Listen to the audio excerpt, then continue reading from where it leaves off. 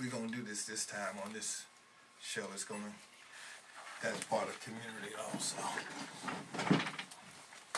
So we don't know. You know, I was at home typing up notes, right? Oh yeah. So we gotta Talk about this production. I got my notes.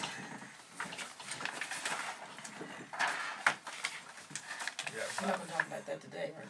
No, we're talking about relationships and things of that nature. We're gonna deal with that. I'm just gonna deal with this just, from I'm not gonna give an opinion, just from a support point of view. So it's gonna sound like, more so leaning towards giving him a little something, because if he don't get this here, if he don't win this trial, you talking almost 30 years this cat gonna do.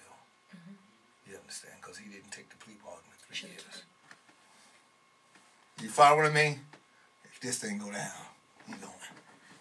Oh, it's going down. He going for a long time. So I've worked with him on a few projects with the hospital. He hasn't always been kind to me, so I still like him, support him. But sometimes bishops have pressure on him. Can't read between what's going on, but if this thing won't go, he's going for a long time.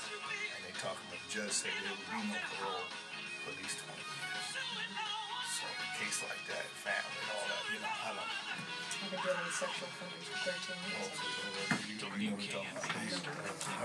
A service of Harvest Radio.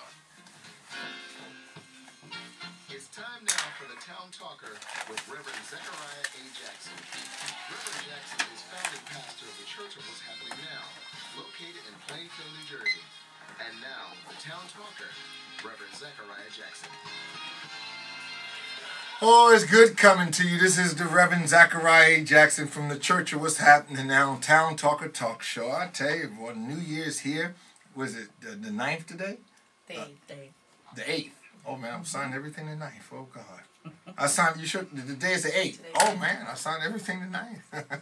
So I'm a day ahead of myself. You know what I mean? I wish I was a year ahead of myself in bills like everybody else, I imagine. I had older mortgage man 1 year in advance, that would be a good thing where I wouldn't have to worry about things. Everything would be taken care of for a whole year. But you know how that is.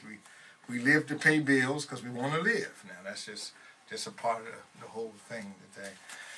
I'm just like everybody else. We here in Plainfield, New Jersey, and Town Talker Talk Show, we deal with community issues and things. Today we're going to deal with the food bank that Denise Clark has, and it's been a blessing to the town. People come to me and or text me and everything about the food bank, and I, of course, always forward her information to them to let them know that they can buy the food at an inexpensive rate.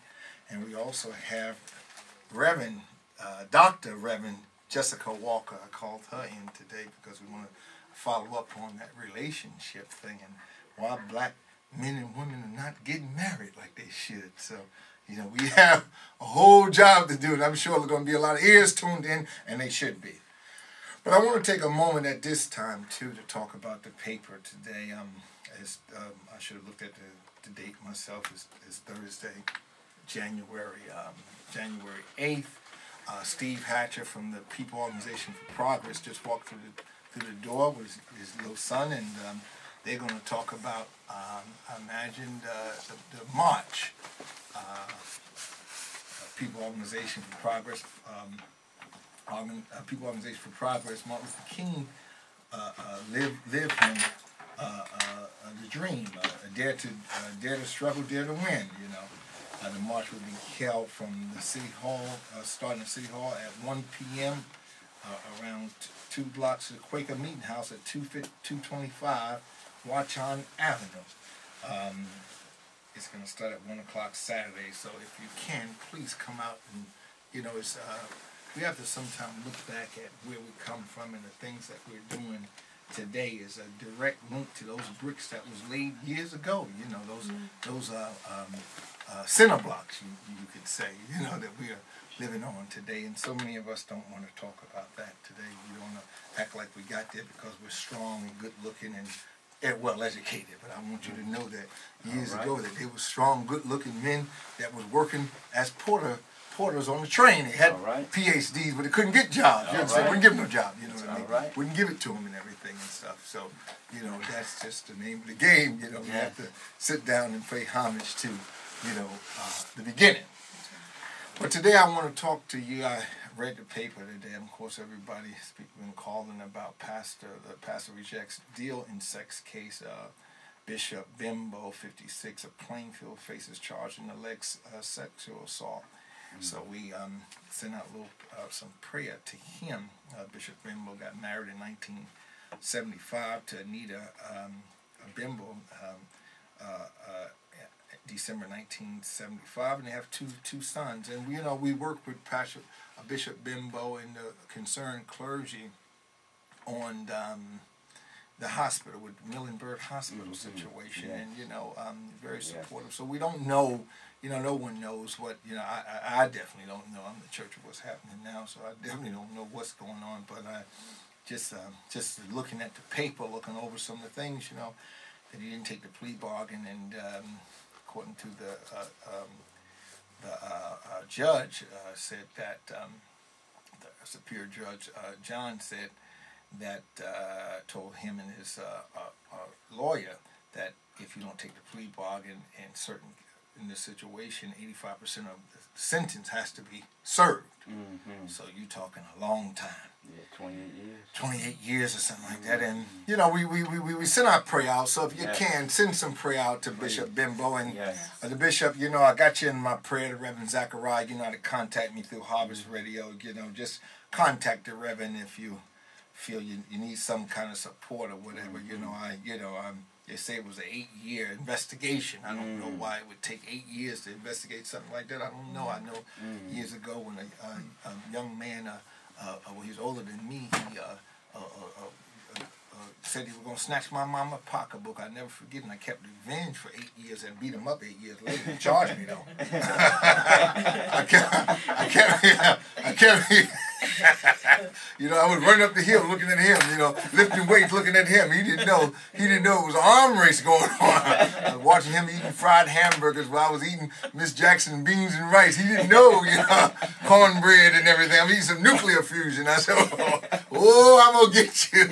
And I remember when I ran down on him in the 80s, and early 80s, and I said, do you remember 1975 on June 8th at 3 o'clock in the afternoon? He said, oh man, my God, hey, what's up with you, man? I said, hey, I run in like the FBI, the Federal Bureau Investigation, the charge still stand. Stand up and take the fury of all these blows that's getting ready to come. You have defended, like Bruce Lee said, you defended my family. I said, you defended my mama. Well, I knocked daylights out of him, and then of course he took me to court and everything. Things were thrown out and stuff of that nature. We were trying to judge of what had happened, but it was, you know, but I don't know why it would take so long to do this right here. And this is not my specialty here. But again, you know, we send out prayers to Bishop Bimbo and his family, and may God be with him and keep him well and things of that nature, and that he finds some kind of peace in this whole thing. I'm going to be watching this thing, because this is, you know, I hate to see the 28, you know, the years that they got laid before, but that's what they do. They offer you one thing and then another. Okay, so let's go off today. We want to talk to, we got two women here today. Denise Clark, I guess you're going to first start talking about your food package. Go ahead. Yes, Angel Food Ministries is a ministry which comes from New Vision Ministries at 504 South Avenue in Plainfield, New Jersey. And we have food boxes that come out once a month. And for the month of January 2009, we have a menu of a regular box, which is $30, and it consists of 17 food items. And these food items consist of meats, vegetables, and starches. And also we have a senior box, which is $28, and that has 10 convenient meals already prepared that you can just put in the microwave if you don't cook. Okay, go ahead. And we also have 5 specials. And these specials, the most expensive one is $22, and they are meat combos and 1 vegetable combo. And we have a deadline. We do have a deadline for you to order, which is January the 13th, 2009. And the food will be distributed on January the 24th. And we accept food stamps, which is the Family First card, cash, and money orders. Now, they don't have the physical food stamp anymore. They have this card or something like that. Yes, they have a card, which is called the Family First card. Oh, okay, okay. Steve, you want to comment on the program for Saturday? You pass him the mic there. Yes, well, the program for Saturday, we're just here honoring Dr. Martin Luther King's birthday this coming Saturday at 1 p.m. We're going to be having a march from Plainfield City Hall. At 1 o'clock, we're going to be marching around up to 4th Street, on down to Park Avenue, on up to Front Street, and back on over to Watchung Avenue. We're going to march over to the Quaker Meeting House at 225 Watchung Avenue. And our chairman, Lawrence Ham, will be there. He's going to be our speaker. We got to honor Dr. King for the sacrifices that he has paid to give to us. So we're just here trying to honor the legacy of Dr. Martin Luther King on this Saturday at 1 p.m. All right, that's a wonderful thing. I'm looking at the Jet magazine here, December 22nd and 29th, article 2008, the other side of Beyonce, and I'm just looking at her, how over the years I've watched her grow from childlike to grown into a full-grown woman. And then she's a beautiful, beautiful sight to see, the big eyes on and everything. Very beautiful woman.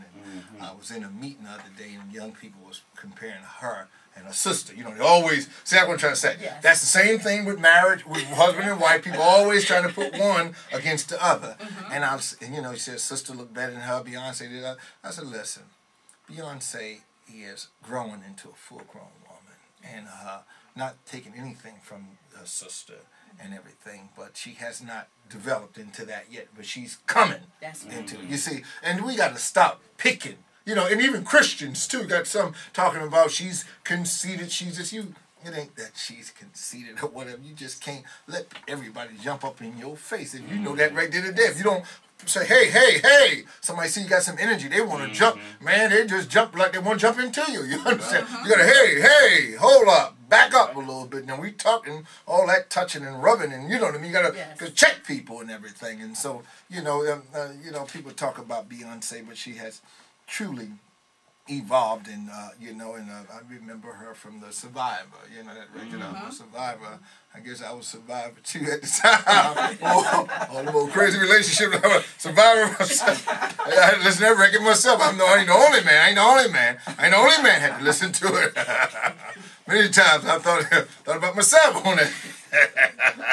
I'm a survivor. But today I want to talk to you, Miss Jessica Walker, Doctor. What's happening in the black community that we're not getting married today? Do we have too much drama? Even in Christ, do we have too much drama? Well, I think that when it comes to marriage, we have to understand where it actually originated from. If it originated from the Father, then he is the manufacturer of it. Yes. And if he's the manufacturer of it, he's the one that has all the blueprints. He has the rules. And I think we try to develop our own rules when it comes to relationship. Sure. Because we want to guard our own heart. Right. We don't want God to be the protector of us. We want to protect ourselves. But let me say this right here, and coming up from what we came through in the Jim Crow law. Now, I was really raised at the kitchen table, like we're sitting at this round table.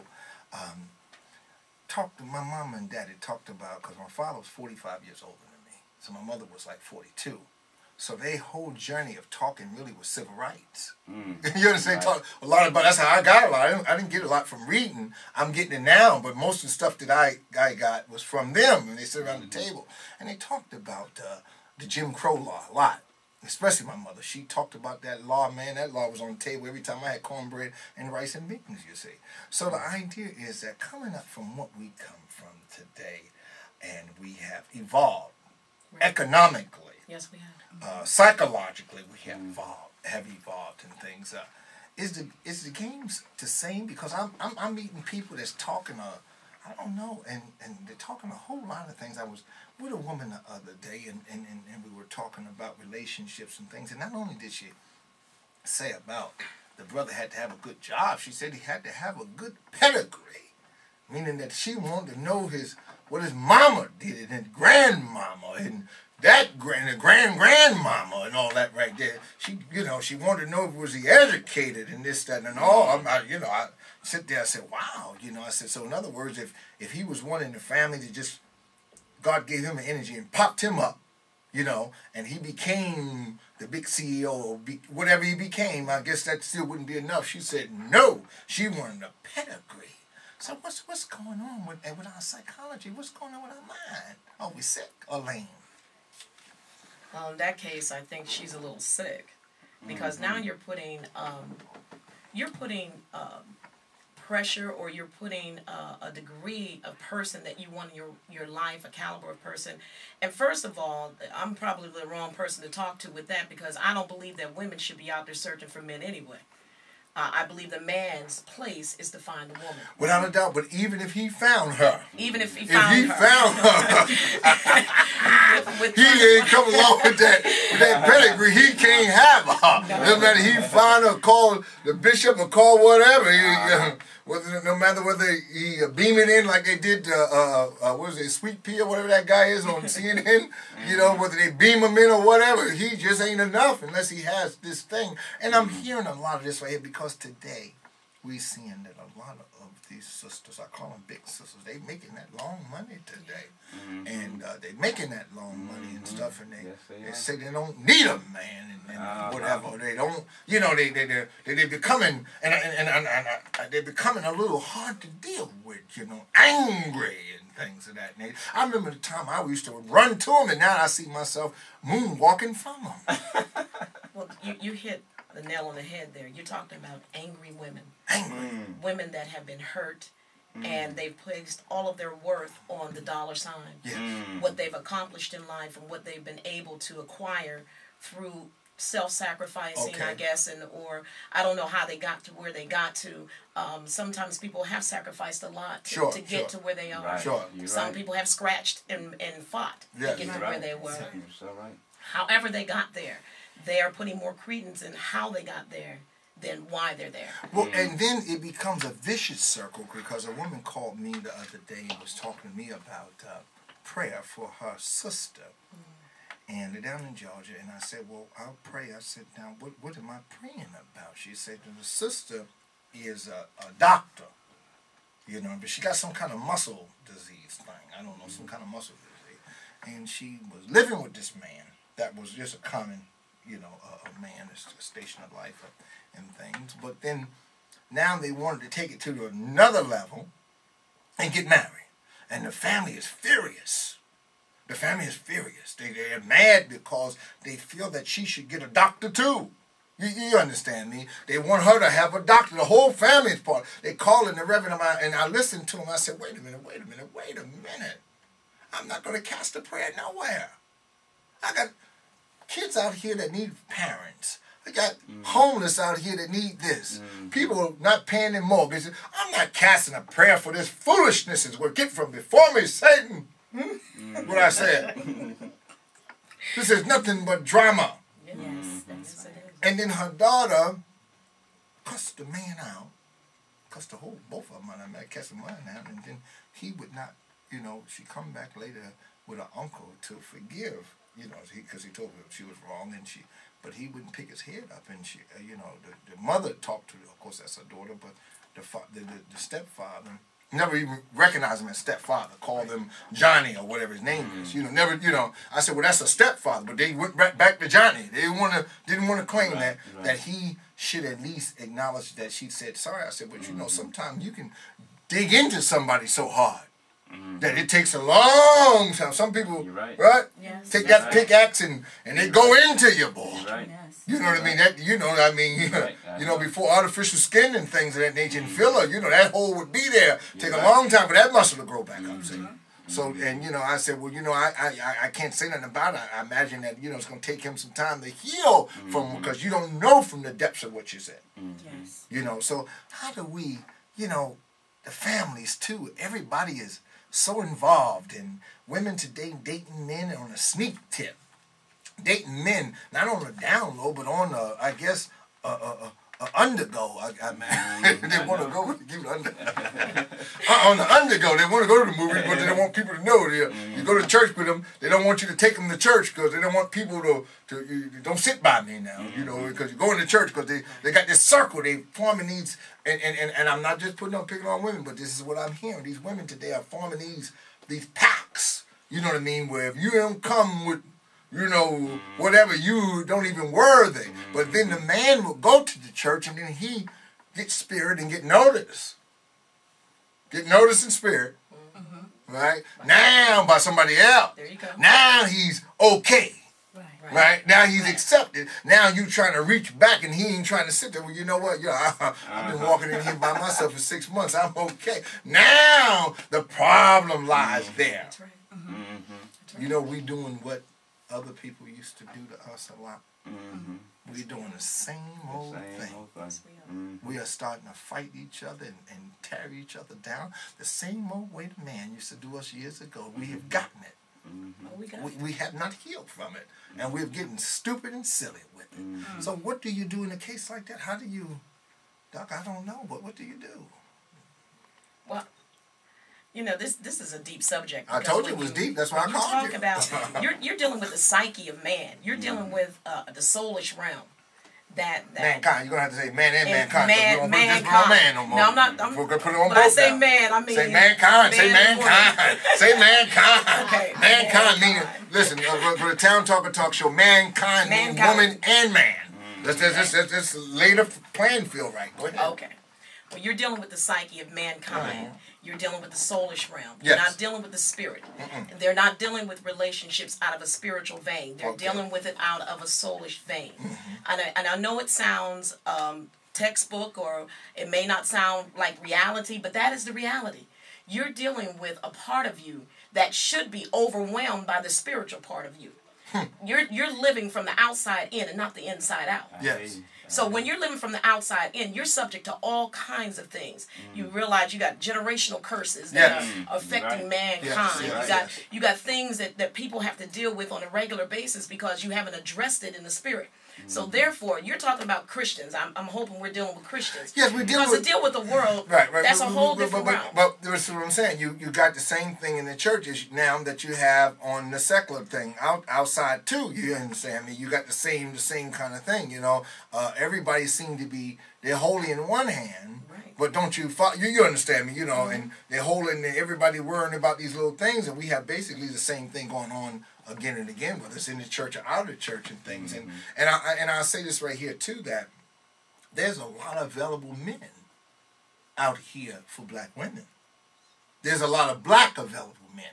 Not to say we go where you want to go, but there's a whole lot of them out there, you know, today that can't even get a good one because she ain't coming because he don't possess the suit and the, you know, the Lamborghini, you know what I'm talking about, and you know, the flying house and things that they just don't come with the prestige. You see what I mean? Prestige is bigger sometimes than money. Right, because we're being affected by what we see. We're looking on TV, and we're looking at people that are in a certain financial class, and we're looking at that, and we're desiring that, and so therefore we think by emulating it that we have it, and you don't really have it because you make just a little bit over 6 figures. You got 101,000. Right. So now you think that you have arrived. And then your educational background and all that right there, whether you went to school and sometimes the man hadn't gone to school, and you seem to use that as a nuclear missile. Yes.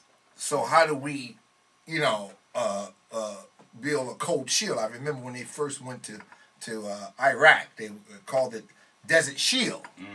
Then it became, after they shielded, then it became Desert Storm. Well, you understand what I mean? The shield, so the Iraqis wouldn't go no further. You understand me? So they got the fort together. Then they said, all right, now it's Desert Storm. So how do we, get from, the shield to actually getting together and holding hands and running into holy matrimony, running into happiness? Because I'm going to say this right here.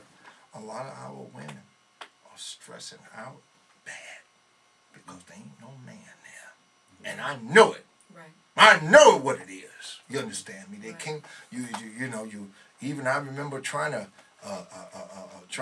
change a tire for a woman. I said, let me change it. I do it myself. I said, well, beautiful nails. You know, I couldn't dream of letting you do it and everything. And then the whole car fell down. You understand that?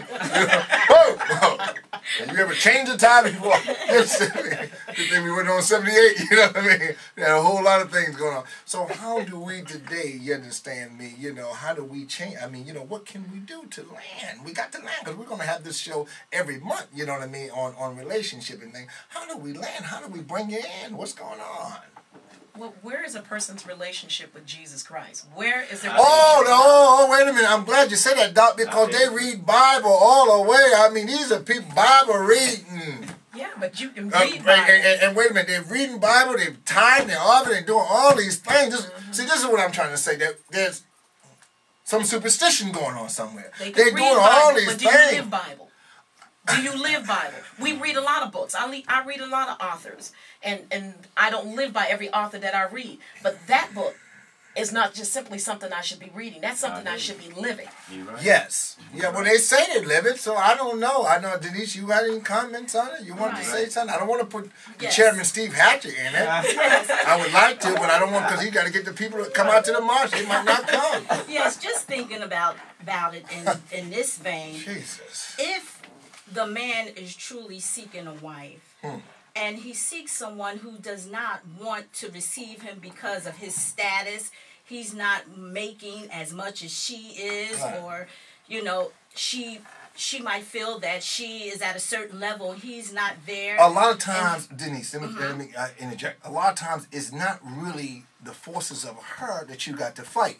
You got to fight with mother, sister, the whole family is involved in this, and that right there because sometimes she may be convinced. I've seen it where she was convinced. She was ready to go. Oh, yeah. She ready to go. Oh, yeah. She ready to get on. She ready to go. But then after the family get to her and they do a woolly headache on her, you understand me? Come on now. Well, Reverend Zachariah, we have to stick with Scripture, and the Scripture says that the husband, he will leave his father and mother, and he will take a wife. Yes. So the family does play an important part, but it's between the man and the woman. They are the ones that become one. That's the Not relationship the family. right there. That's the relationship. The man and the woman. And sometimes the family is a reverend of the big time church. Come on now. That's all right, but sometimes he's a reverend of a big time, you know what I mean, and stuff. And you him. Bible carrying and common man, and you can carry 12 Bibles and get there and sweep the church floors, the church on the outside for the old folk to come in over the snow, and you still ain't worthy enough. Wait a because minute, of prestige. anybody can be out of place.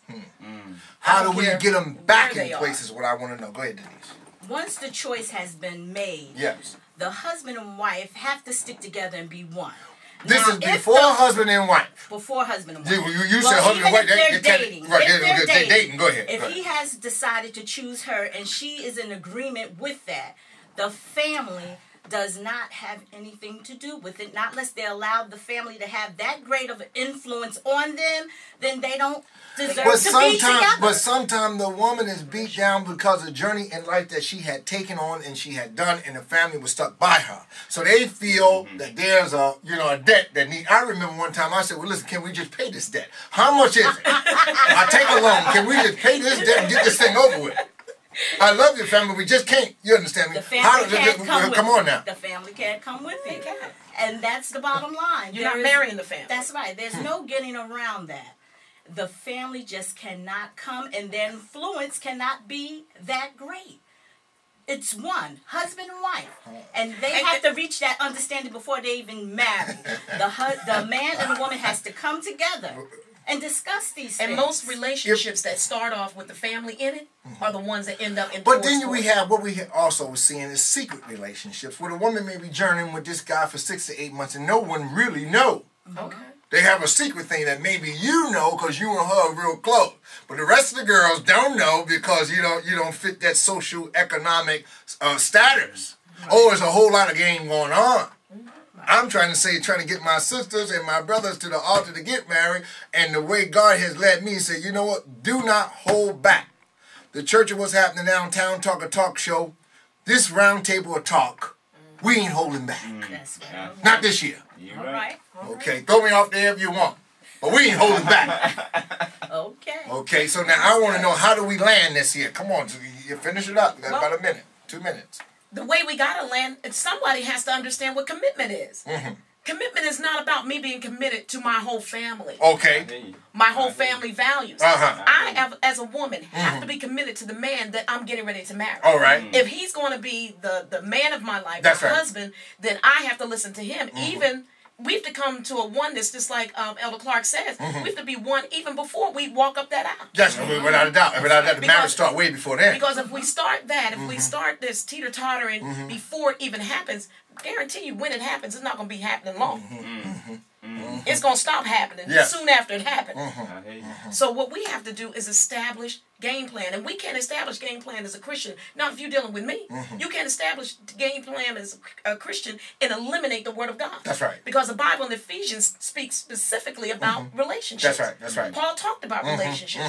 And we, as people of God, we go away from the Word of God. And when we do that, we get into self. And self never supported us. That's the truth. But Self never got us nowhere. that's right, that's right. But again, as I say, that this right here is a big thing. And it And sure it's is. a big thing in the church. It You is. understand me? And people are not really talking about it. As I say, you know, this year here, the Town Talker Talk Show, we will not hold back this year. We have a whole lot of things coming up to you this year. May God be with you. We're going to finish with, you know what we're going to finish with? Barack! Obama! Barack! Obama! Barack! Obama!